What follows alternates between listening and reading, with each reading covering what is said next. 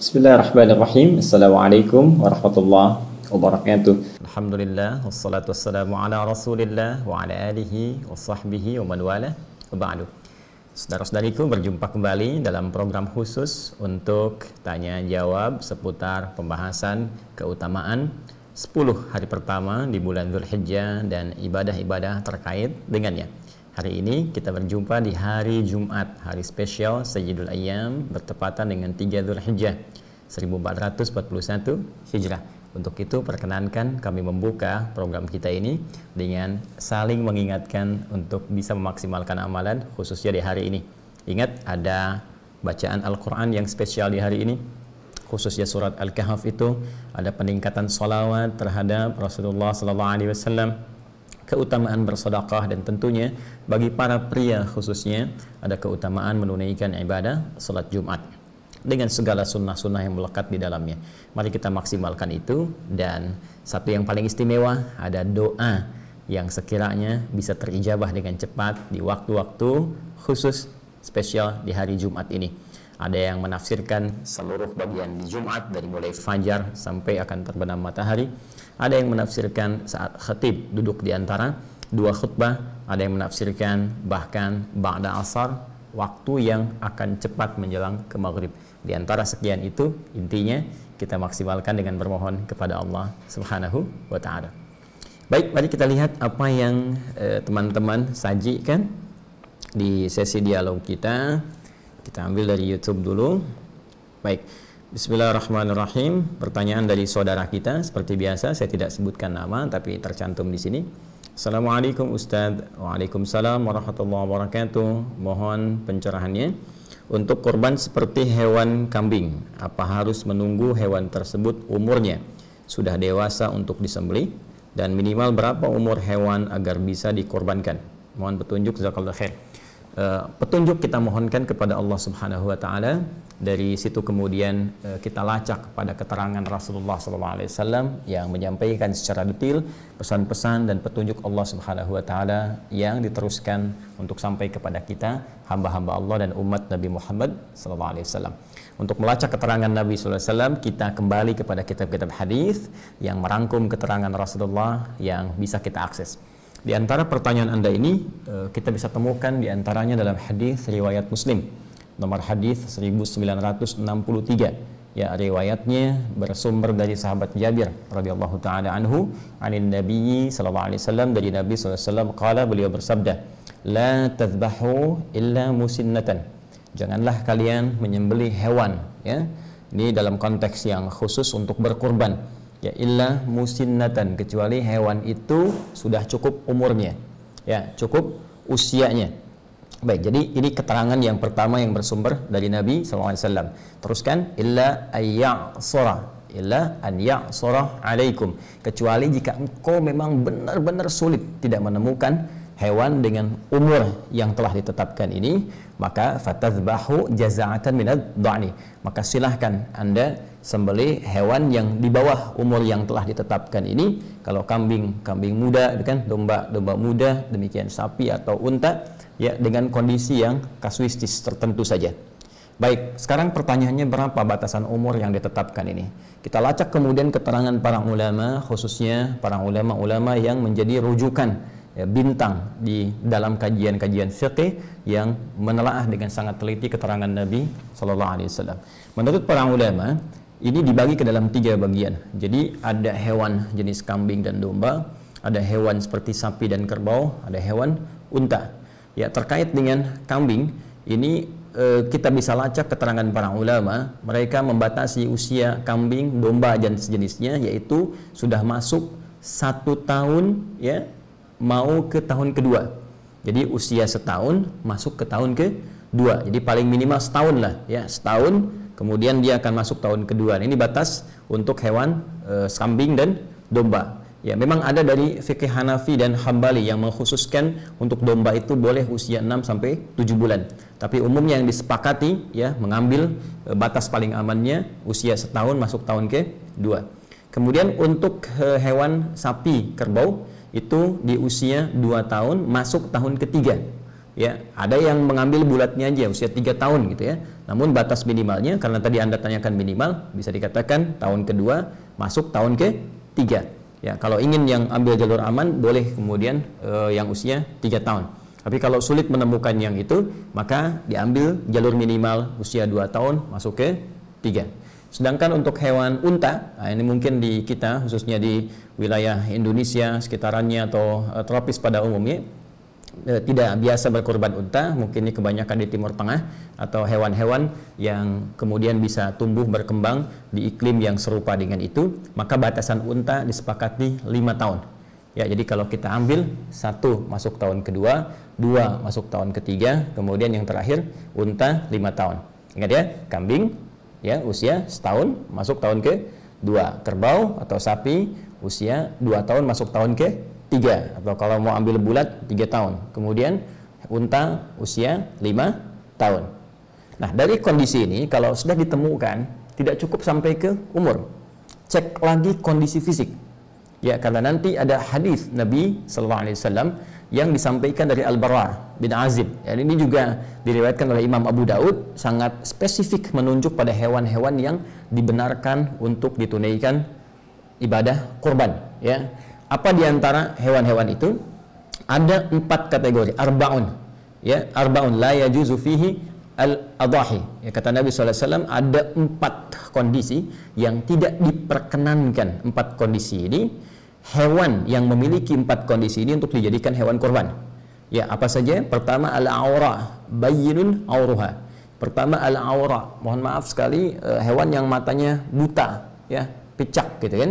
Nah, ini kalau nampak benar butanya, nampak benar kelihatannya, nah itu haram hukumnya untuk dijadikan bagian dari hewan kurban, cacat yang permanen sifatnya.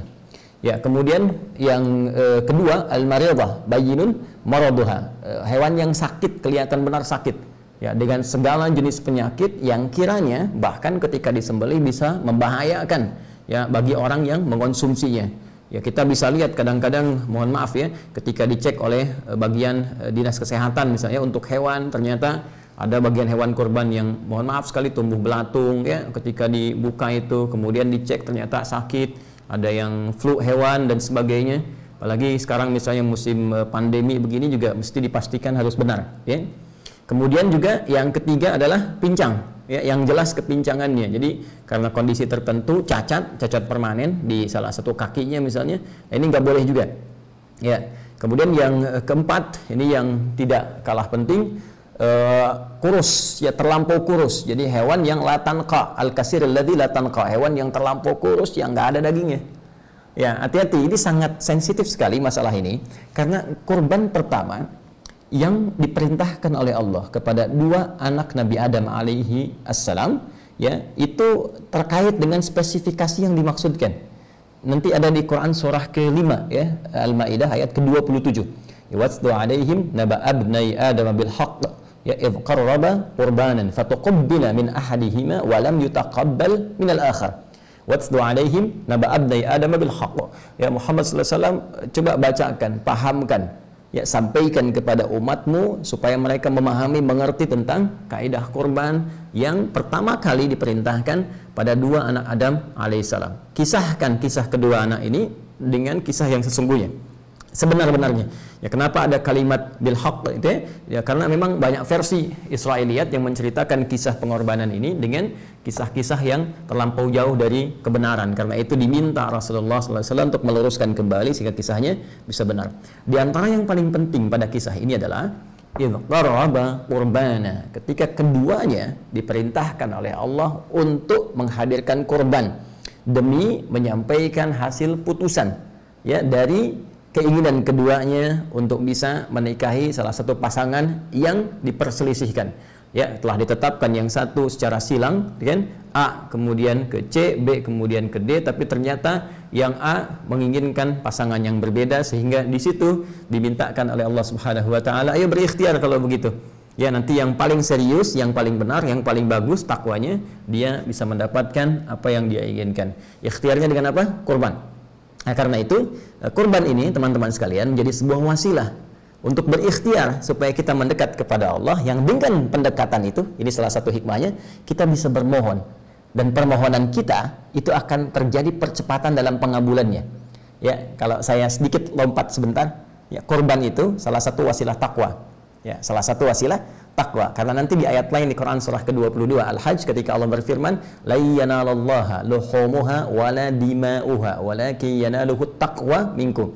Ya, yang sampai kepada Allah bukan darahnya, bukan dagingnya dari korban itu, tetapi ketakwaan Anda. Ya, takwa itu menunjuk pada kesungguhannya, keseriusannya. Nah, jadi nanti yang dilihat dari dua anak cucu Adam ini, ya jadi bukan sekedar apa yang dikorbankan, tapi keseriusan yang menjadi gambaran dari nilai takwa yang tersemai di dalam jiwa. Nah, apa yang nampak itu? Fatuqabbala min ahadihima wa lam yutaqabbal min al-akhar. Maka dari ciri takwa ini kelihatan satu kata Allah diterima yang benar-benar menghadirkan nilai takwa ketika berkorban, yang satu lagi ditolak. Ketika ditelusuri kemudian kisahnya, ternyata yang diterima ini, Masya Allah, dia punya hewan ternak. Kemudian dari sekian hewan ternak itu ada di antara hewan yang sangat dia sayangi, berikan perhatian, jadi gemuk yang paling bagus, ya, dagingnya paling bagus, yang paling gemuk, yang paling bersih. Nah, itu yang dia pilih untuk dikorbankan. Ya, itu yang dia ajukan.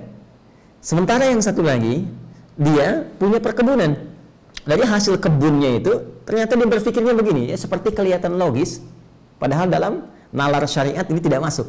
Ya, seperti kelihatan logis dalam akal pikiran, padahal dalam nalar syariat ini tidak masuk. Jadi dia berprinsip begini, sudahlah, ini kan yang bagus-bagus dari hasil kebun, saya aja yang makan. Toh Allah nggak akan makan ini, jadi saya kasih yang jelek-jeleknya aja. Dia korbankan yang jeleknya, ya, dengan asumsi bahwa Allah nggak makan, Allah nggak minum, Allah nggak butuh ini, yang butuh penting gitu kan, saya korban. Ternyata prinsip yang seperti ini tidak mendapatkan penerimaan di sisi Allah Subhanahu wa taala. Sampai muncul penegasan, "Hei, ini hewan paling bagus pun yang sampai pada Allah bukan hewannya." Memang betul, bukan hewannya, bukan darahnya, tapi kesungguhan engkau dalam mempersembahkan itu. Ya, kesungguhan engkau dalam menyiapkan itu. Kamu nggak sungguh-sungguh nih. Korban kamu cuma yang jelek-jelek, korban kamu nggak bernilai, nggak ada kualitasnya. Maka diterimalah yang satu yang serius, yang ini ditolak. Dari sinilah kemudian muncul syariat kemudian sampai kepada kita untuk menunjukkan kesungguhan dalam berkorban. Jadi jangan sampai begini, cari yang biasa-biasa, apalagi punya aib yang 4 tadi, ya. Karena ini murah misalnya, ambil. Ini yang pincang aja, harganya diskon 50%. Nah, itu nggak bisa.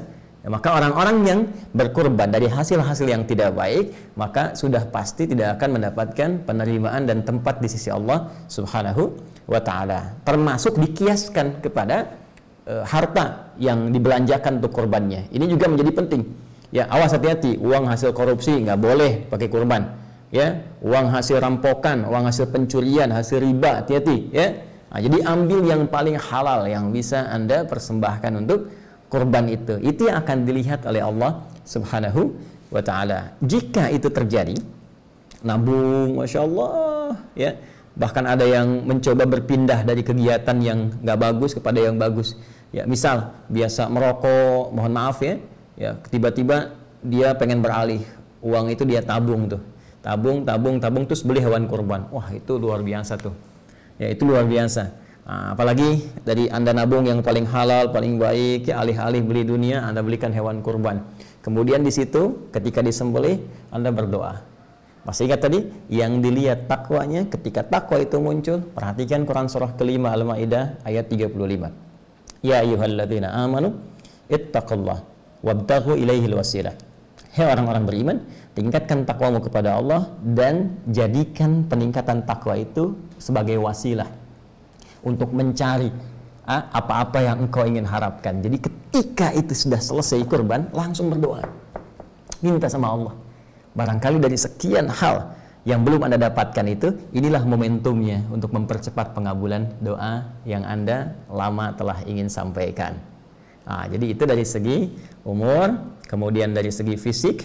Dan untuk fisik saya sempurnakan dulu. Jadi ada yang dibenarkan, boleh, itu yang sempurna, hilang dari cacat, bagus dan sejenisnya. Dan yang kedua yang makruh, ya, ada yang hewan-hewan yang dimakruhkan seperti cacat-cacat ringan. Di tanduknya misalnya ada goresan, kan?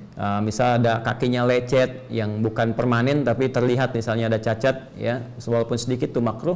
Sementara yang haram tadi yang Yang 4, yang jelas butanya, jelas sakitnya, kemudian jelas pincangnya, permanen, kemudian kurus, tidak berdaging. Nah, untuk itu sekarang persoalannya, anggarannya ada berapa?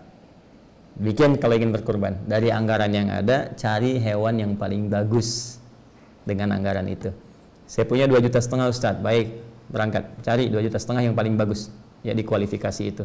Demikian seterusnya, dan semoga Allah mengabulkan ikhtiar kita, menerima ibadah kita, memaafkan kita, dan menyempurnakan seluruh apa yang kita mohonkan berada dalam nilai-nilai kebaikan. Adi Hidayat, subhanakallahumma wa bihamdika, asyhadu an la ilaha illa anta, astaghfiruka wa atubu ilaik. Assalamualaikum warahmatullahi wabarakatuh.